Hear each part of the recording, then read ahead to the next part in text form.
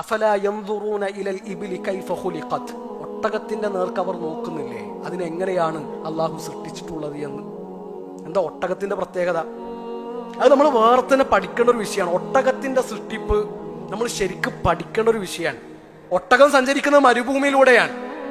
ആ മരുഭൂമിയിലൂടെ സഞ്ചരിക്കാനുള്ള എല്ലാ സംവിധാനങ്ങളും അള്ളാഹു ഒട്ടകത്തിൽ ഏർപ്പെടുത്തിയിട്ടുണ്ട്.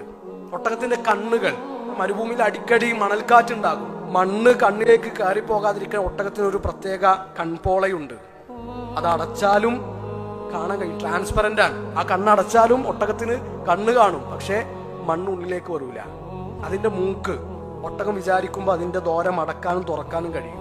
ഒട്ടകത്തിന്റെ ചെവി, ഒട്ടകത്തിന്റെ കാലുകൾ, ഒട്ടകത്തിന്റെ പൂഞ്ഞ, വെള്ളം സ്റ്റോർ ചെയ്ത് വെക്കാനുള്ള സെറ്റപ്പ്, ഇതൊക്കെ ആരാണ് ഒരുക്കി കൊടുത്തത്? അഫലാ യൻദുറൂന ഇലൽ ഇബ്ലി കൈഫ ഖുലിഖത്, ആ ഒട്ടകത്തിലേക്ക് നിങ്ങൾ നോക്കുന്നില്ല.